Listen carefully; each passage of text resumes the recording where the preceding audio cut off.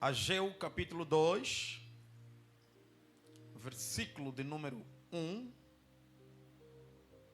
ao versículo de número 9. O que é que diz a palavra? No 21º dia do sétimo mês. Sétimo mês daqui mês? Sétimo mês? Sétimo mês? Você não está a ler Bíblia. Sétimo mês é julho no calendário gregoriano. Dentro do calendário judaico, não é o julho. Para o calendário hebraico, o ano começa em abril. Deus disse: o início do ano será abril. Conte a partir de abril, quando é que dá o sétimo mês. Então esta palavra profética veio no mês de...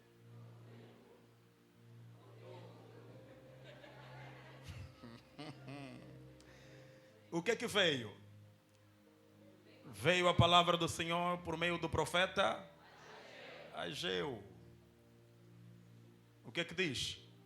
Pergunte o seguinte ao governador de Judá, Zorobabel, filho de Sealtiel, ao sumo sacerdote Josué, filho de Jeozadak, ao restante do povo, governador, sumo sacerdote e povo. 3. Podemos fazer melhor, somos muito. 1, 2, 3. Quem de vocês viu esta casa no seu primeiro esplendor ou na sua primeira glória? Comparado a ela. Versículo 4. Coragem.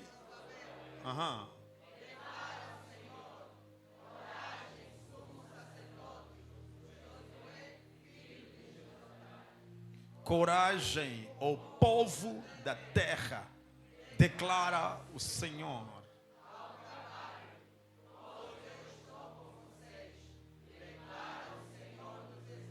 Coloque uma outra versão, põe uma outra, João Ferreira de Almeida. Ok, essa está boa. Vamos ler mais uma vez? Ora, pois, esforça-te, Zorobabel, diz o Senhor, e esforça-te, Josué, filho de Jeozadak, sumo sacerdote, e esforça-te, todo o povo da terra, diz o Senhor. E depois, e trabalhai, porque eu sou convosco, diz o Senhor dos exércitos. Segundo a palavra da aliança que fiz convosco, quando saístes, o meu espírito permanece no meio de vós, não temais. Porque assim diz o Senhor dos exércitos: ainda uma vez, daqui a pouco, farei tremer os céus e a terra, o mar e a terra seca. E farei tremer todas as nações, e virão coisas preciosas de todas as nações, e encherei esta casa de glória, diz o Senhor dos exércitos. Minha é a prata, disse o Senhor dos exércitos. Último versículo. A glória será maior,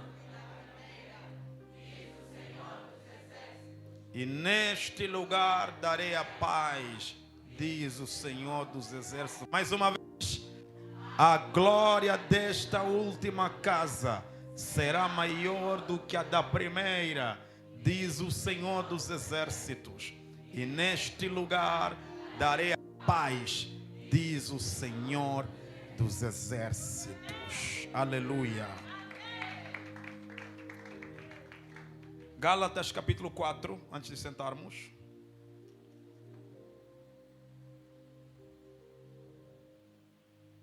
Gálatas capítulo 4, versículo número 1. 1, 2, 3. Digo, pois,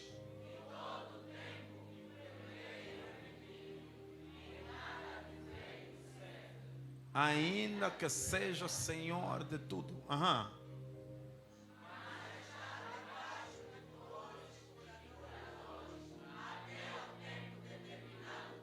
Aham.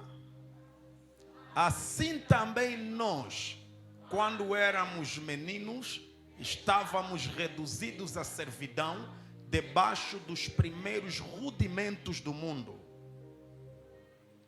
Mas, vindo a plenitude, Deus enviou seu Filho, nascido de mulher, nascido sob a lei, para remir os que estavam debaixo da lei, a fim de recebermos a adoção de filhos. E porque sois filhos, Deus enviou aos vossos corações o Espírito de seu Filho, que clama: Abba, Pai. Assim,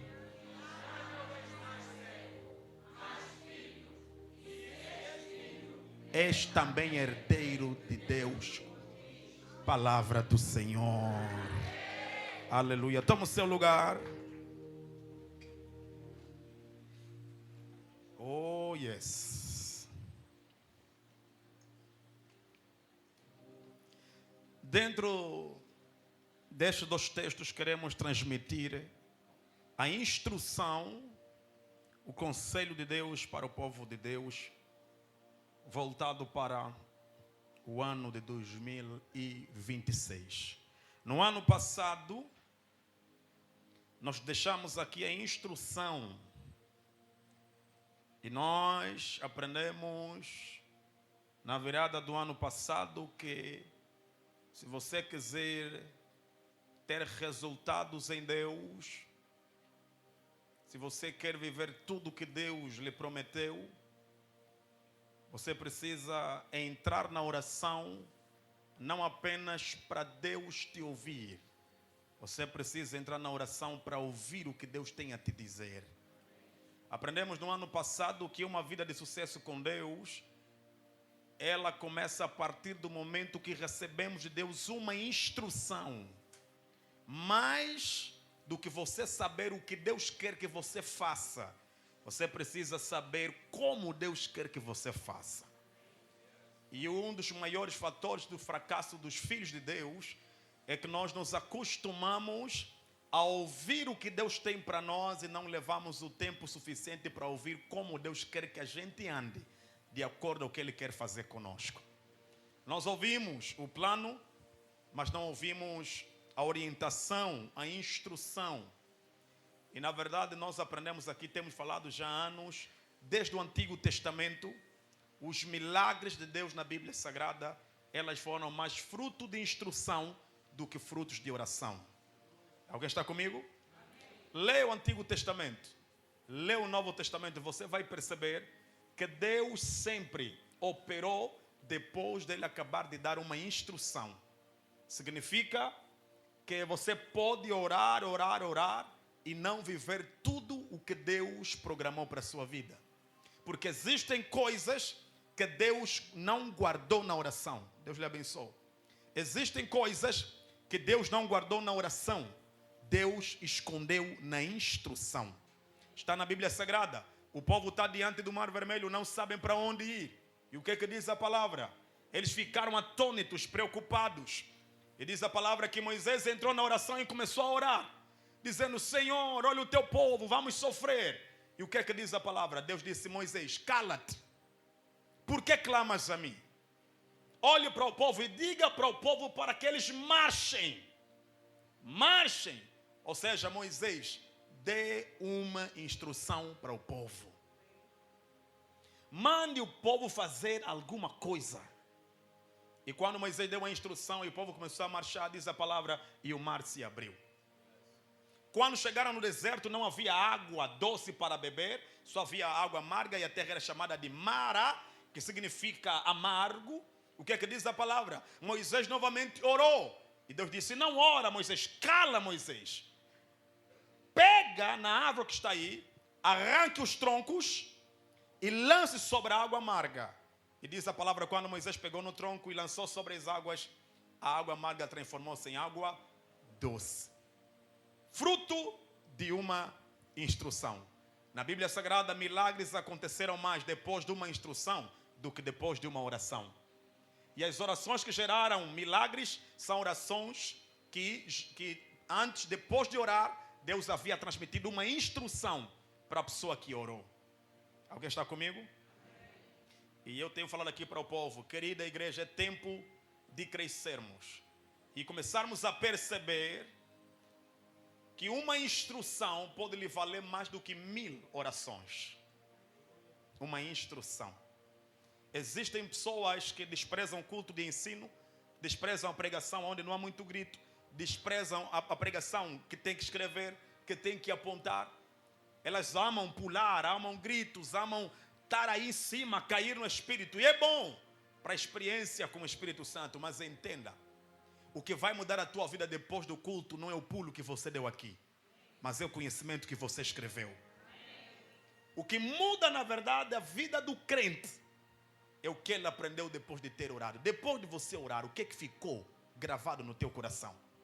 Até o salmista Davi vai dizer: guardei a tua palavra na tábua do meu coração para não pecar contra ti. Não disse orei, jejuei, subi monte.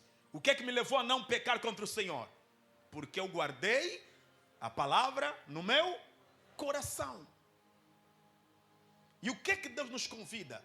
Deus nos convida a paixão pela instrução, a paixão pelo conhecimento. Existem pessoas que iriam muito mais longe se entrassem no gabinete para pedir instrução do que para pedir oração. Vocês sabem e estão conscientes disso, que um cachorro instruído vale muito mais. Todo cão treinado, o seu valor é muito mais alto do que um cão que não foi instruído. O nível do teu valor, ela pode ser medida pelo nível da tua instrução. O quão você é instruído determina o quão valoroso você é, o quão valioso você é. Diga comigo, instrução. Isso não é para 2026, isso é o que nós aprendemos para praticarmos em 2025. Não fazer nada sem uma instrução. Aleluia. Mas para o dia de hoje, eu quero que os irmãos peguem essas duas pérolas. É simples, clara, mas é muito poderosa. A Bíblia diz, segundo a palavra do profeta Ageu, esse profeta que faz parte do povo pós-exílio, esse profeta que participou e foi levantado por Deus em um período em que Jerusalém estava a voltar para a sua terra, aonde haviam liberado, a Babilônia havia liberado o regresso para a sua terra. E essa carta que havia sido assinada é que todos os estrangeiros, aqueles que pertenciam ao povo de Israel, que estavam presos em outras nações, é lançado um decreto dizendo: qualquer estrangeiro que se encontra na Babilônia tem a liberdade de voltar para a sua terra natal. Quem quiser voltar, pode voltar. Até hoje, nós temos vestígios, monumentos que ficaram, que comprovam esse decreto, que foi lançado para a liberação desse período 530 a.C. Nós temos, por exemplo, no Museu Britânico, você vai encontrar lá um registro que data e anuncia para nós essa declaração que havia sido feita para a liberação e o regresso de todo o povo que pertencia a Israel, que pertencia a Jerusalém. E diz a palavra que no período em que o povo de Jerusalém, o povo de Deus, fora liberado para voltar à sua própria terra, quando eles voltam, eles estão felizes por causa do regresso, mas quando chegam, eles se entristecem por causa do estado da sua cidade. É a mesma coisa que acontece com Neemias quando voltou, com Esdras quando voltou. Todos eles perceberam, ficaram felizes ao regressar para a sua terra, mas a tristeza tomou conta deles quando perceberam que a alegria do regresso foi totalmente desapontada com a tristeza do estado de Jerusalém. Eles voltaram, foram libertos, foram liberados para voltar para a terra dos seus pais. Mas quando eles voltam, eles encontram a cidade toda aos escombros, a cidade toda destruída. Eles encontram até o templo havia sido destruído e toda a glória que existia dentro do templo, o ouro, a prata, os utensílios e toda aquela excelência do templo havia desaparecido. Por quê? Porque o reino persa, quando entraram, eles fizeram que destruíram a cidade, levaram os monumentos, levaram tudo aquilo que representava a glória para o templo, que era a casa de oração. Então a cidade estava destruída, o templo estava sem glória, estava tudo queimado de tal maneira que no livro de Neemias você vai perceber que quando eles voltam a reconstruir os muros, eles começam a reconstruir com pedras que sobraram do que? Do incêndio, da queimadura, pedras que já eram queimadas pelo inimigo, pelo reino persa, não tinham mais materiais, começaram a usar pedras queimadas, que são chamadas pedras calcárias, pedras que ficaram lá e começaram novamente a levantar. Não havia glória naquele tempo, não havia motivo de se alegrar olhando para aquele templo, não havia motivo de alegria, motivo de celebração olhando para o templo. E agora imagine, a pior dor não é dos jovens que estão a voltar para Jerusalém, a pior dor é dos velhos que sabiam como foi o período em que esse templo tinha muita glória. A maior dor não é para a camada jovem que não sabia como esse templo era antes. Por essa razão, quando o profeta começa a profetizar, ele diz: ó vocês que viram a glória antiga desse templo. Nem todos haviam visto a glória do primeiro templo, nem todos. Então pregar, lembrem-se da glória do antigo templo, é uma mensagem que nem todo mundo entende, porque nem todo mundo estava lá na primeira glória. Então essa mensagem, lembrem, é de quem já conheceu a primeira glória. Lembrem, faça uma comparação, comparando a primeira glória com o estado atual desse templo. O que é que vocês me dizem? Vocês dizem que é nada comparado à glória daquele primeiro templo. Os anciãos começam a chorar, os mais velhos começam a lamentar. Por quê? Porque eles viram a primeira glória. Mas os mais jovens que não foram a tempo de ver a glória do primeiro templo, eles não sabem, não têm a memória, não sabem como foi a glória do primeiro templo. E Deus depois fala, usando o profeta Ageu, vai dizer ao governador Zorobabel, área política, vai dizer a Josué, sumo sacerdote, área religiosa, e anuncie para o povo, anuncia ao povo, diga ao governador, diga ao sumo sacerdote e avise para o povo. A mesma mensagem que você vai entregar para o político, entrega para o religioso e entrega para o cidadão. Todos precisam ter a mesma mensagem, todos precisam ouvir a mesma palavra, todos precisam ouvir a mesma exortação. Fale para o governador, fale para o sumo sacerdote e avise também para todo o povo.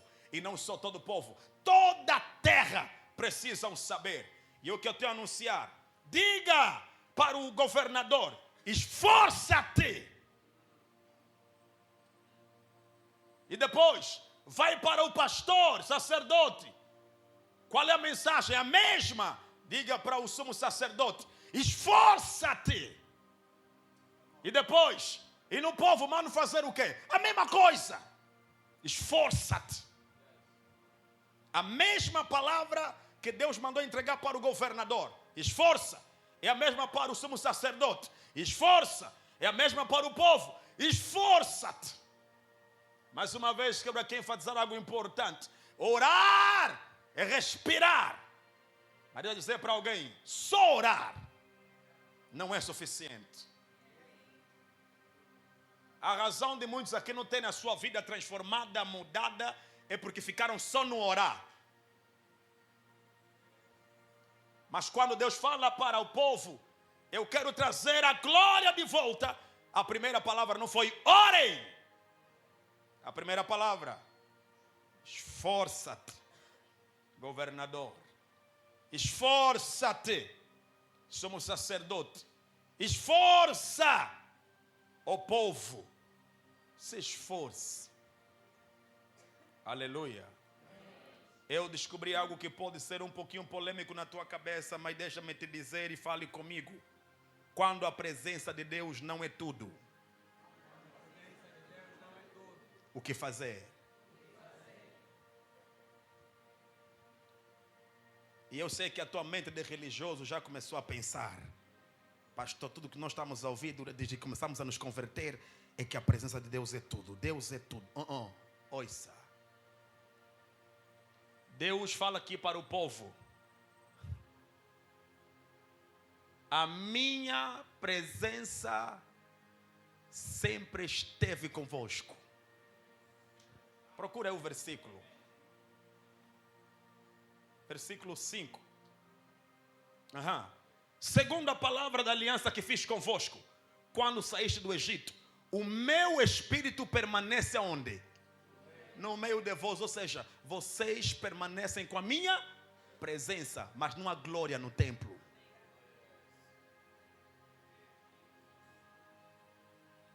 Vocês não estão assim porque perderam a minha presença. Não.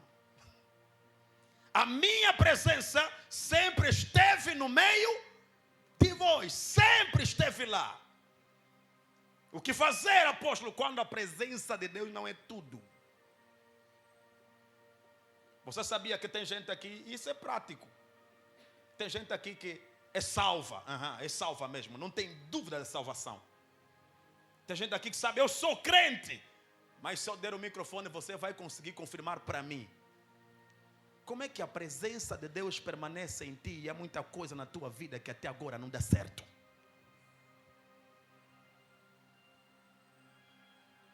Por quê? Porque algumas pessoas entenderam mal a expressão a presença de Deus é tudo. E quando ouviram a presença de Deus é tudo, se entenderam, não preciso mais fazer nada. Mas não. Eu vim te dizer que a presença de Deus não é tudo. Você precisa de outros elementos. Não é tudo. O meu espírito sempre esteve, permanece no meio de vós. Versículo 6. Porque assim diz o Senhor dos exércitos: ainda uma vez, daqui a pouco, farei tremer os céus e a terra, o mar e a terra seca. Versículo 7. E farei tremer todas as nações, e virão coisas preciosas de todas as nações, e encherei esta casa de quê? Glória. De glória.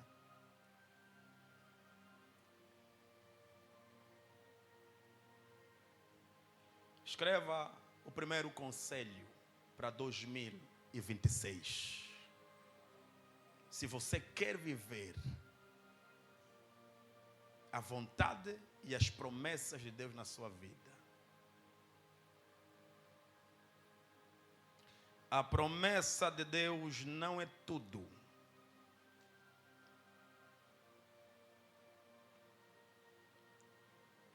Quando se tem promessa sem experiência,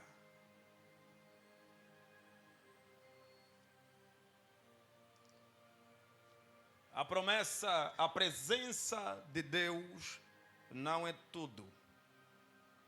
Quando se tem promessa sem experiência.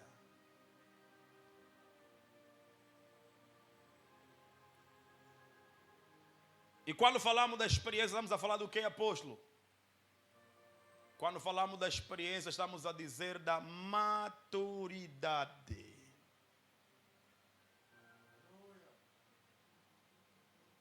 Diz comigo, a presença de Deus não é tudo. Quando tenho promessa, mas não tenho maturidade.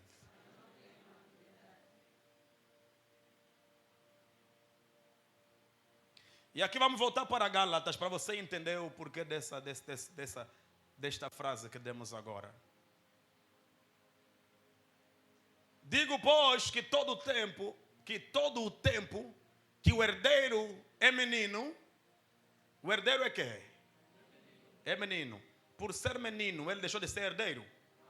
Não, ele é herdeiro, só que é o herdeiro menino. E quando o herdeiro é menino, não há nenhuma diferença com o quê? Com um servo. Ainda que ele seja o senhor de tudo, mesmo assim, não há diferença entre ele e um trabalhador. 2. Mas está debaixo de tutores. Ele precisa de pessoas que cuidem dele do que é dele. E curadores até o tempo determinado pelo pai. Assim também nós, quando éramos meninos, estávamos reduzidos à servidão, debaixo dos primeiros rudimentos do mundo. A expressão rudimentos aqui tem duas interpretações, mas uma delas é no hebraico shoilet, que significa elementos básicos, ou aquilo que você precisa para a tua iniciação. Como você entrar para a escola e aprender A, E, I, O, U, A, B, C, D, E, F, G, H.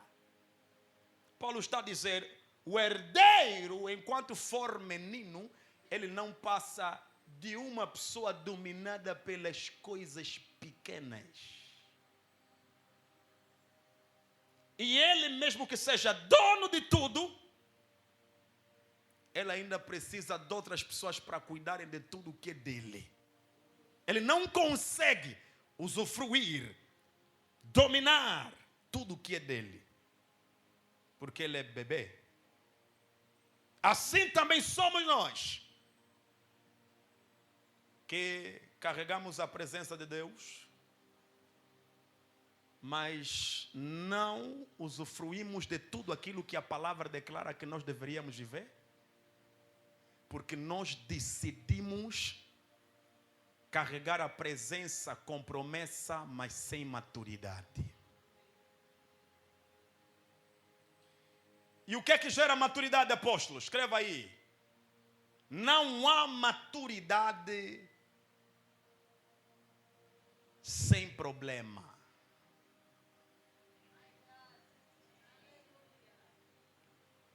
E qual é o problema das crianças que têm presença, promessa, mas não vivem as promessas? Porque o problema das crianças é, as crianças são peritas em receber promessas. Se há uma coisa que criança guarda bem, prega para mim, você sabe. É promessa.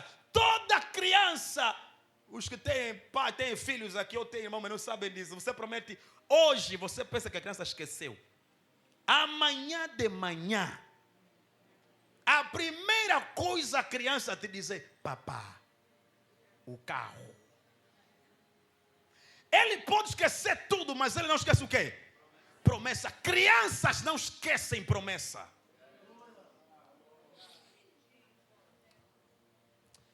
E a razão de nós estarmos aqui a te pregar, te profetizar, orar por ti, e você não está conseguindo viver tudo aquilo que a palavra diz que você deveria estar a viver, é porque você está a ter comportamento de alguém que tem promessa, mas não correu atrás da maturidade.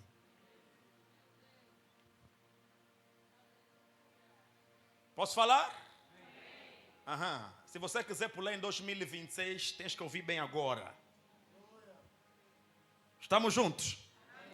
A crianças, pais dão promessas. Aos maduros, os pais dão responsabilidade. Sabe por que nós não estamos a viver tudo o que deveríamos viver? Porque nós amamos demais promessas. E a chave para vivermos promessas não é ficarmos focados na promessa. Não se vive promessa focando-se na promessa. Vive-se promessa aceitando experiências.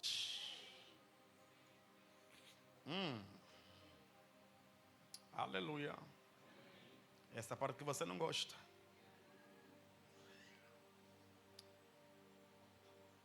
Sem problemas, você não amadurece. Posso ser profético e ser profeta para a tua vida para 2026? Ok, então chega a tua alegria para 2026, né? Vamos, gente. Você está pronto para entrar em 2026? Deixa ser o mais sincero contigo. Se você não está pronto, deixa refazer. Você precisa orar mais para Deus te preparar para os problemas do que orar para Deus te preparar para as elevações. Por que você não vive promessas? Porque você está a fugir problema. E o cumprimento das promessas passam no caminho dos problemas. Não existe promessa sem problema. E a única coisa que você não quer que te aconteça em 2026. Pai, livra-me de todo o problema que o diabo está a arquitetar. Na medida que estou a orar, todo o problema de 2026 está a ser cancelado. Eu estou a reativar os problemas.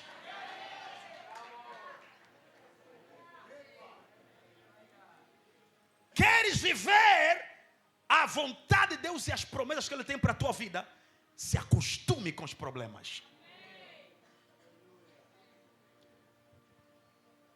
Eu não sei você, mas quem estiver comigo no mesmo espírito vai concordar comigo. Eu cresci mais nos dias maus do que nos dias bons. Aprendi mais com aqueles que me traíram do que com aqueles que me elogiaram. Aprendi mais quando houve separação. Madagaba. Deus esconde as promessas nos problemas, porque é o problema que gera crescimento e maturidade. Quem está aqui sabe, se não fossem os problemas que você passou,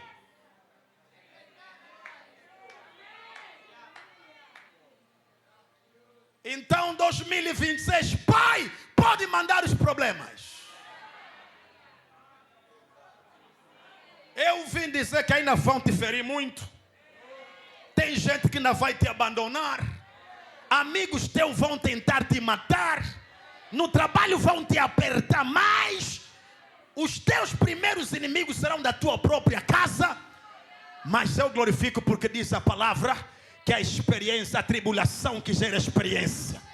A experiência gera maturidade. E é a maturidade que te coloca mais próximo da promessa.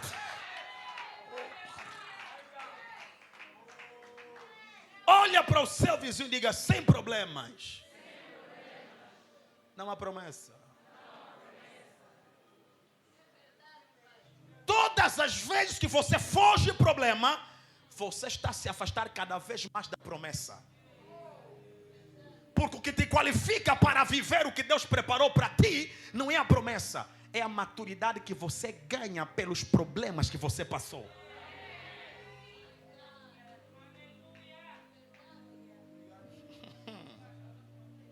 Estou a profetizar para alguém em 2026. Levantaste a mão sem saber. Receba problemas, receba aflições. Você vai passar por tribulações, mas por causa da palavra você vai permanecer firme e vai sair mais maduro desse problema. E quanto mais maduro, mais preparado para viver as promessas. Eu vim declarar para alguém: não fuja dos problemas. É nesse problema que Deus está te aperfeiçoar. Olá, barata yata. Ei! Sem problemas não há maturidade. Posso ser profético para alguém? Deixa ser um conselheiro para a tua vida. Por que você foge do problema? Porque você não sabe o que o problema pode te gerar. O problema é que colocaram na tua cabeça que o problema é do diabo.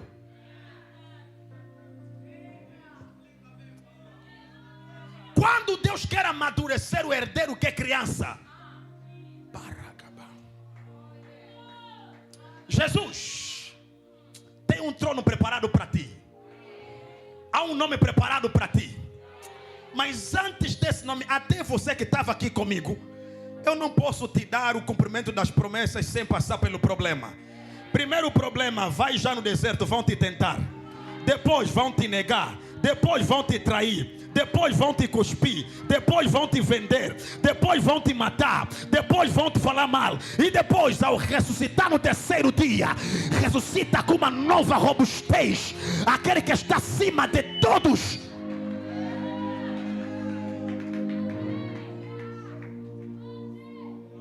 Pastor, oh my God, 2026, faltando, meu pai, 30 minutos. Pai, estou a declarar aquele problema que está preparado contra mim no mês de janeiro. Pai, começa a remover. Eu não. Está a dizer, pai, não remova. Me capacita para resolver. Não remova, me capacita. Se o pai resolver, não sei como é que se resolve. Mas se me capacitar, pai, não resolve, me capacita.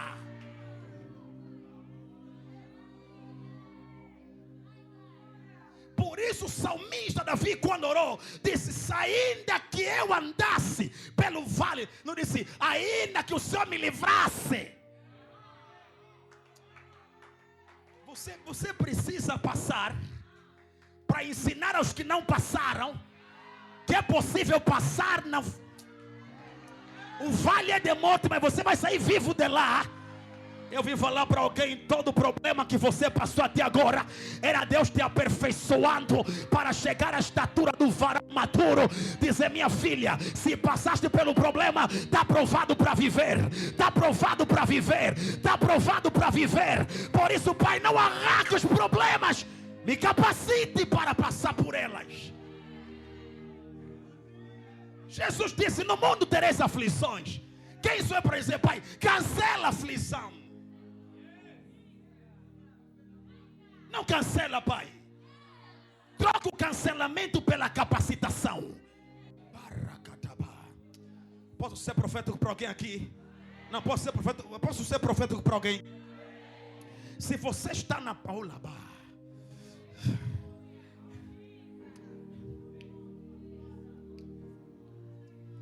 como é que eu falo isso?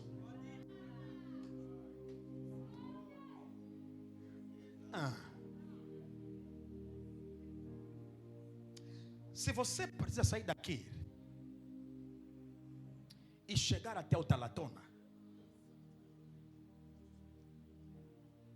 se você tem carro próprio, sair daqui até o Talatona não é problema.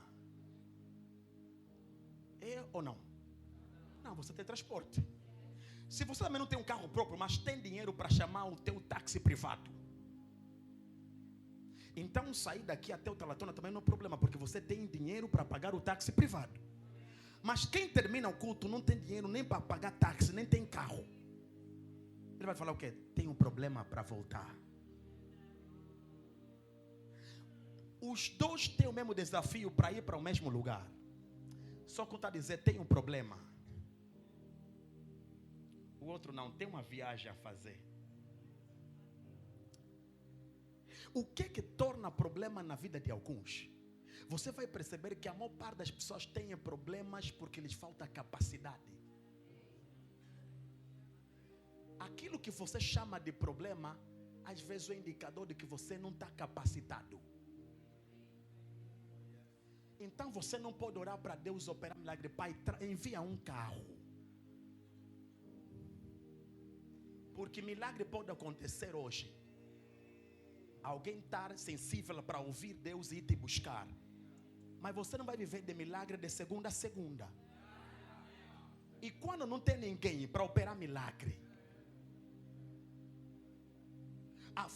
guarde isso, a falta de capacitação multiplica alvos de oração.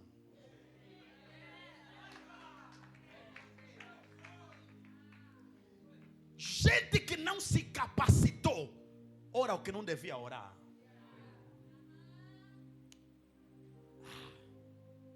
Que nem o irmão estava a orar, Senhor, por favor, só preciso de 200 mil, Pai. Pai, eu não sei se vou fazer mais o que da minha vida, Pai, só 200 mil, Pai. Uma irmã estava do lado, disse, irmão, você está a gritar muito, tua oração em qual? Eu preciso de 200 mil. Disse, está bem, depois do culto vou te dar. Pede outra coisa.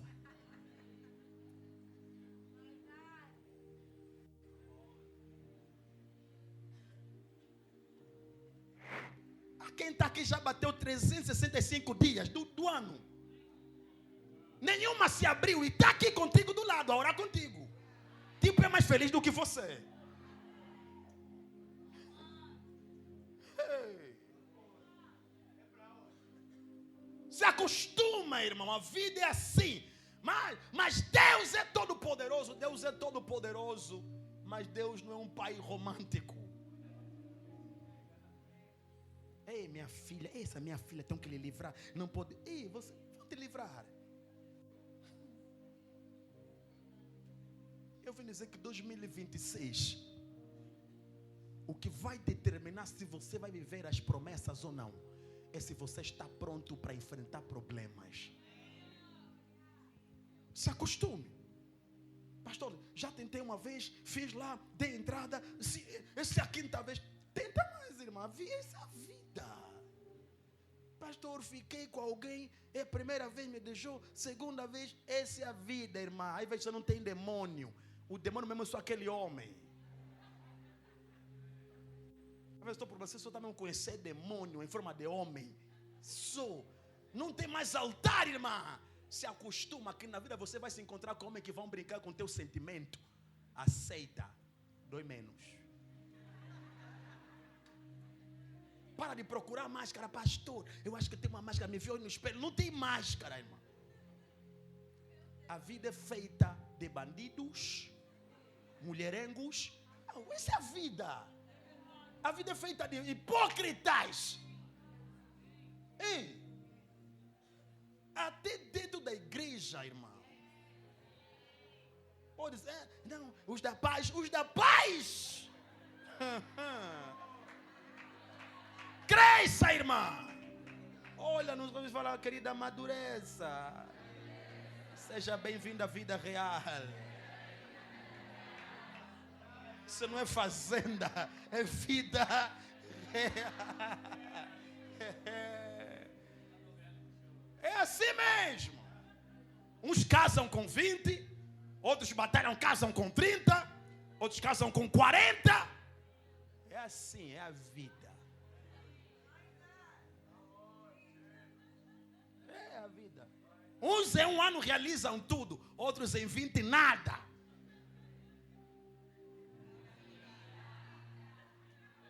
Aceita, irmão. Dói menos. Mas depois de passar pelo problema, aprenda a lição. Sai da terra, olha, sai da terra do Egito. Vou vos levar para uma terra prometida, que mana leite e mel.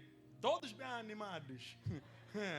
O Deus dos nossos pais nos apareceu e nos disse que há uma terra que mana leite e mel.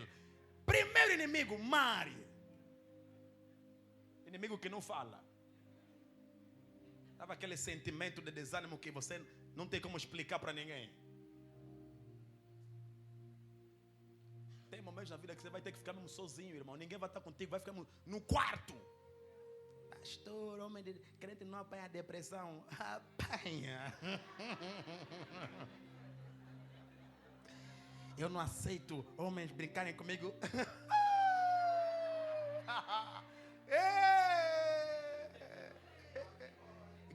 Gritar comigo, eu, menina dos olhos de Deus. Eu, membro da realeza. Querido, seja bem-vindo à vida real. É a vida. Olha para o seu irmão e fala, amadureça. Crianças têm promessas. Adultos têm responsabilidade.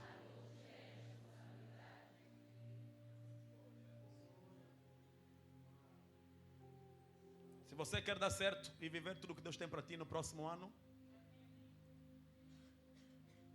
cresça. Decida crescer. Amém?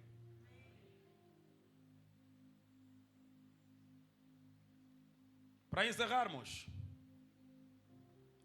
Deus disse Diga a Zorobabel, esforça-te. Ao sumo sacerdote, esforça-te. E a todo o povo, esforça-te. E depois, o que é que está escrito aqui? Aham. Não, fala com vontade, irmão. Olha mesmo no teu irmão, lhe prega mesmo você, para não ficar mal com o pastor, lhe prega. Trabalhar aí. E, olha, eu deixo a falar que esse trabalhar aí é para que a glória volte a se manifestar. Quer dizer, se vocês querem ver uma glória que vocês nunca viram, você já pensaram, eu ia falar jejuai.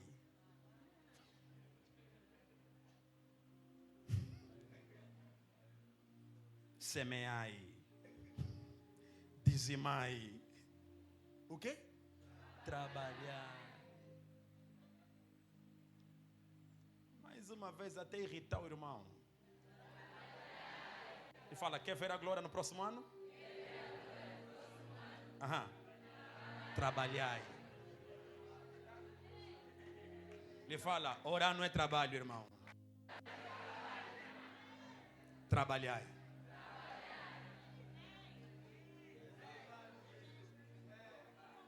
Em outras palavras, homem, levanta! Faça alguma coisa. Depois de trabalhar, eu trarei uma glória que vocês não viram no antigo templo.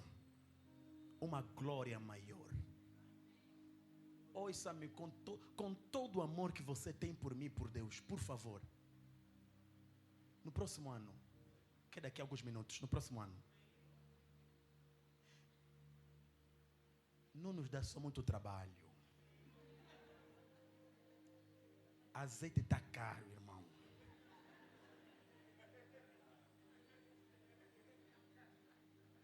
Facilita nosso trabalho pastoral.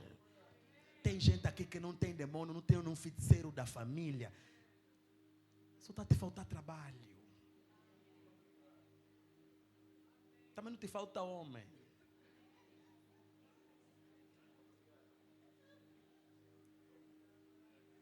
Trabalhai.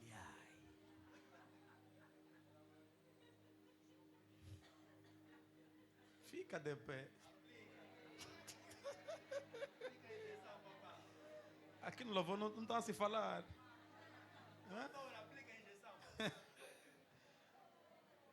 Para vivermos a glória de Deus, primeiro ponto, crescimento. Crescer. Fala no teu irmão, cresça. Depois, trabalha. E Deus colocou o homem no jardim do Éden para orar, para profetizar. Trabalhar. Não, eu não estou a falar, pastor, estou trabalhando na obra. Estou no protocolo. Não. Irmão, depois de ouvir o amém aqui, vai! Trabalhai!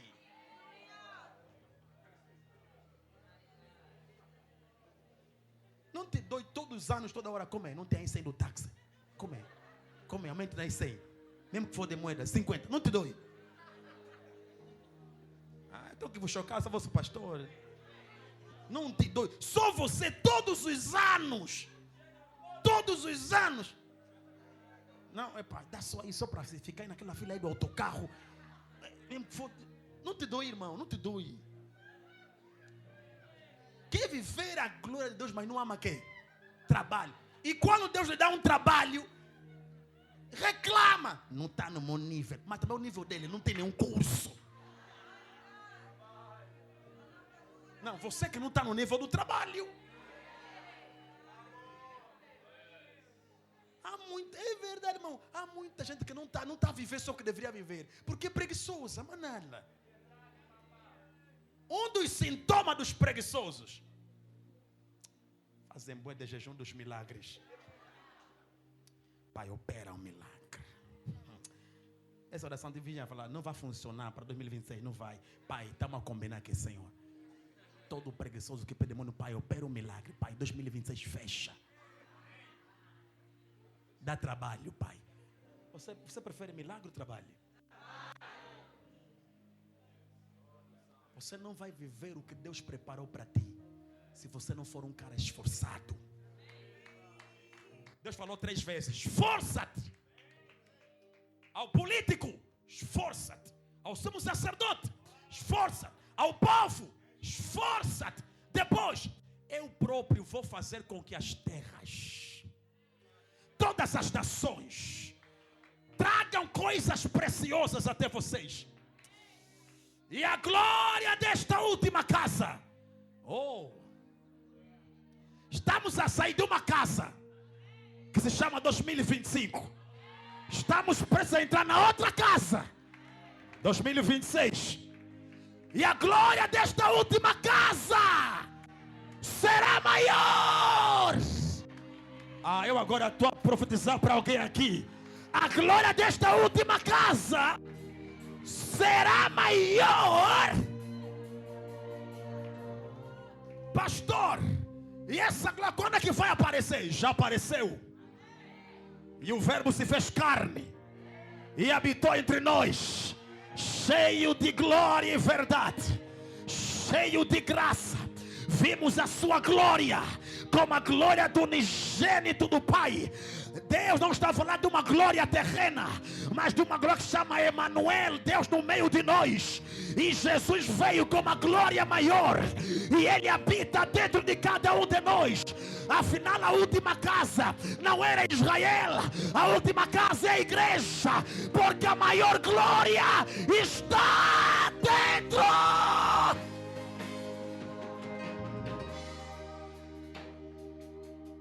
A glória maior.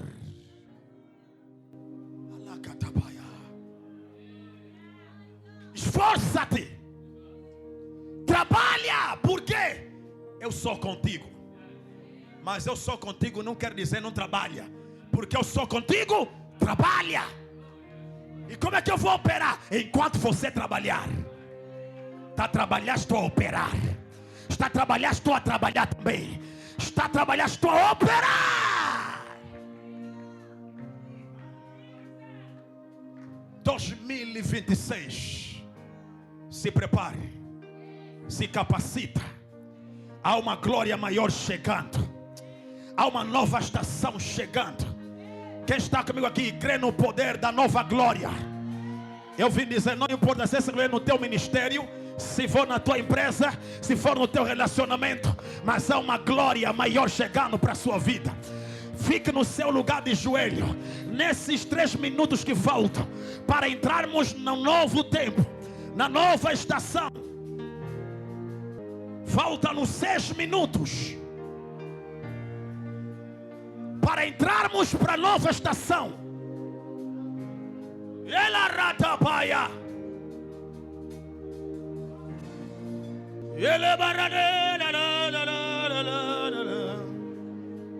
Faltam-nos 5 minutos. Vai orando, vai.